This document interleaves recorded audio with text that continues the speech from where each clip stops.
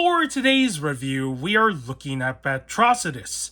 Yes, it is another wacky Batman design, but the reason why I chose this figure for today's review is because he does fit the description of a monster. He's a Red Lantern infused with the power of rage, so yeah, he's always angry all the time. And if you look at the character design, he is a literal bat monster with sharp teeth like a vampire. So I'm just gonna roll with this. And before I talk about the accessories and the figure, let's take a quick look at the data profile card. As you can see, there is a 3D render for the photo, so there's nothing to talk about there. And the source material is from Dark Knight's Death Metal. On the backside, you do have your usual read-up for who the character is. We all know his real name, and it reads, an evil amalgamation of Batman and Atrocitus from the Dark Multiverse.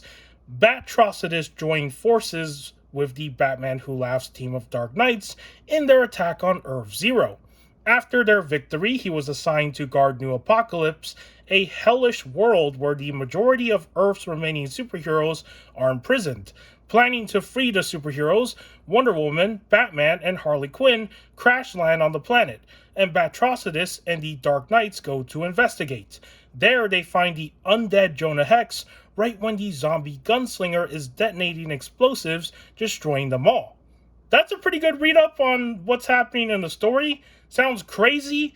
We got a zombie Jonah Hex, blowing things up. And yeah, that's pretty much all you need to understand about what this version of Batman is. He's literally a Red Lantern Batman that happens to be a fusion of Atrocitus and Batman into one. Alright, with all that said, let's talk about the accessories that are included with this figure. So he does come with 2 interchangeable hands. So in total, I guess you can say there's 4 interchangeable hands, 2 fist hands, and 2 open gesture hands. As you can see for the figure, I have 2 of the different hand gestures equipped. And for the other ones, here you go. There's the other fist hand, and there's the other open gesture hands. And this has like the sharp fingernail sort of thing. So if you want him to have both of these hands equipped because, he is a monster of some kind, you can do that as well. And for the last accessory, he does come with the Red Lantern battery. It is sculpted in the same way like all the other Lantern accessories in this translucent plastic material. It is in the red color. You do have the Red Lantern insignia up top. So yeah, looks like a really cool accessory. And this is how you can have him hold it in his hands. You just put it right between his fingers. So you can do that. Or you can angle his arms downward and he can just carry it like this. So that's pretty much all you can do with this accessory, but nevertheless, it's always nice when a Lantern character does come with their Lantern battery. And that's pretty much all the accessories this figure has. I don't ever count the DC figure stand because they all come with one. And let's just move on into the aesthetics of this figure. So just like more of the recent, I would say, Green Lantern figures, reusing the body buck that was introduced with Kyle Rayner, they all adopted this sort of texturing method with the black areas of the uniform, which I really like because, when you don't want to paint this area with like shading or whatever, you just want to keep it all in the same color.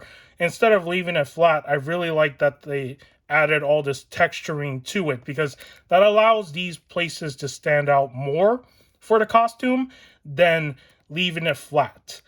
And this is one thing that I really like about the Lantern figures when they use this texturing method because it always looks so nice. It gives this realism to the costume in some ways. So really like that the entire figure has all this texture work to it. One thing I don't like about this figure is mainly his stomach area. So as you can see, they decided to go with the layer style, which we have seen before with some DC Multiverse figures. And in this case, it just doesn't look great because it just makes the figure look like he's wearing a fake muscle costume, like what you see with some of those superhero costumes that they sell at the Halloween store with the fake muscle pads. This is what it looks like to me. And it's not the fault of this character design, it's the fault of the figure mold. I don't know why they sculpted it this way, why they chose to go with this layer design, because this is a reuse of the Wave Rider body buck, and if you look at the design for Wave Rider's character, he is muscular, and he also has the same problem in the stomach region, so it's a really strange choice for why they went with this over the usual, let me just find a figure, this one, right? Like having something like this. Now, I would prefer this over this because at least this looks more believable that he is muscular. And then for Batrocitus here, it's like he's wearing a fake costume with fake muscles. So yeah, that's just something that stands out to me that I don't like. Maybe some of you don't care, but that's something I just want to point out. Now, for the areas that I do like for this figure, when it comes to details, the shoulder armors, I like the fact that they did retool the shoulder parts on this figure to make it look a little bit different, including the gauntlets and everything here as well, with the boots. I think these are all like retooled, so they're not exactly the same as Wave Rider. I don't have my Wave Rider figure handy right now because he's trapped in a corner of the shelf and there's a lot of figures to remove. And for his torso area, this insignia is also interesting. So instead of the usual Red Lantern insignia, it is the Bat logo fused with the Red Lantern insignia. I do like that. As for the head sculpt, they did a really good job with this figure. I like the expression that he has. He's very angry. He looks like he's going to rip somebody apart. And look at the sculpting of the teeth. They always nailed the sculpting of the teeth details, especially with these character designs that always look terrifying. That's something I always like about Mcfarlane, is they always do a good job with this area of the mouth. And yeah, he has really disgusting looking teeth. He also has red eyes. And on the side of his forehead, like up here, he does have these like red marks. I'm not sure what those are supposed to be, but there you go. There's the head sculpt of Batrocitus, looking very terrifying. And that's pretty much all the aesthetics that I can talk about with this figure. Everything else is very simple looking because overall, this is what a Red Lantern costume looks like. It's black and red. And yeah, I think they nailed the entire design of this character. And let's move on to the articulation of this figure. So for my copy, his head sculpt is kind of tight when it comes to the joint up here. So he can look up, but as you can see, it's like kind of hindered by his neck joint. But you can still get him to look up a little bit. He can also look down, which is pretty decent, I suppose. Better than some figures. They can't look down. For the turning left and right, he can do that. No problems. He can tilt his head side to side. There you go. And that's pretty much the articulation for the head sculpt. It's decent, but it does have some restrictions. I think it's just my copy that the neck joint feels like really tight. But if I heat it up with a hairdryer, it should loosen it. For his arms, they go out this much, and they will run into the shoulder armors up here, so you're not going to get his arms to lift up too high. For going forward, same thing. You're going to run into that. Going back, you're going to run into that. If you want him to swing all the way back, you technically can do it like this, but it's not the greatest. And for the bicep, there is a cut right here, so there is articulation. He does have double jointed. He also has rotation in the hands, and I believe wrist articulation. There we go. It does move. Something that I want to point out that I haven't mentioned in my other reviews is that whenever there's a figure that have like these gauntlet pieces, there are times where Mcfarlane accidentally like sculpts the ball joint like way too in, so you don't even get like, you know, wrist articulation at all. But in this case, this is like the right balance of how far you want the ball joint to be sculpted, so you can have wrist articulation even with the gauntlet piece right here. So yeah, just want to point that out. And for his articulation in the torso, you do get a good range of motion right here, which is really nice.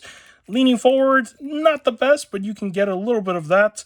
Leaning back, you don't really have much when it comes to leaning back with this figure. So yeah, very hindered, of course, like usual.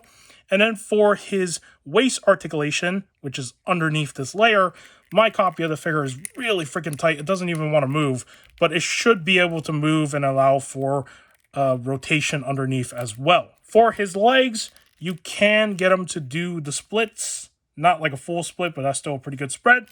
You can also get him to kick out this high up, which is not too bad. He does have double jointed in the legs. Which one works? Because one of them I know the joints are stiff. There we go. This one, as you can see right there, the cut is okay. And then for his feet down here, he does have, feet articulation and toe articulation and swivel. So yeah, standard articulation as usual with Mcfarlane DC figures. And that's pretty much it for the articulation for Batrocitus. For the comparison section, let's begin with the leader of the Red Lantern Corps. Here he is next to Atrocitus, and as you can see, for scaling, Atrocitus is taller than Batrocitus. And for my shelf, I treat this figure like a member of the Red Lantern Corps. I don't see him as a Batman variant. I just imagine him as this like alien bat creature that just happens to be a member of this team. And yeah, that's basically how I have him with Atrocitus, because we don't have a whole lot of Red Lantern figures outside of these two and the Guy Gardner. And I really hope that next year we do get a few more Red Lantern characters. I really doubt that's going to happen, but if it does happen, that'll be amazing. So there's the first comparison here. And for the second comparison, here he is next to Mr. Miracle, which I don't really think these two characters would ever interact anyways, but there they are, right? And for the third comparison, here he is next to Wesley Dodds Sandman. So you got that whole comparison going on there. And for the last comparison, here he is next to a Transformer figure. This is the Legacy United Breakdown. And that's pretty much all the comparisons for today's review. And if you found today's review of Batrocitus informative, do give this video a like. If you want to subscribe to the channel for more action figure content and whatever else I do on here, it would be much appreciated. And with that said, take care, and I will see you in the next video.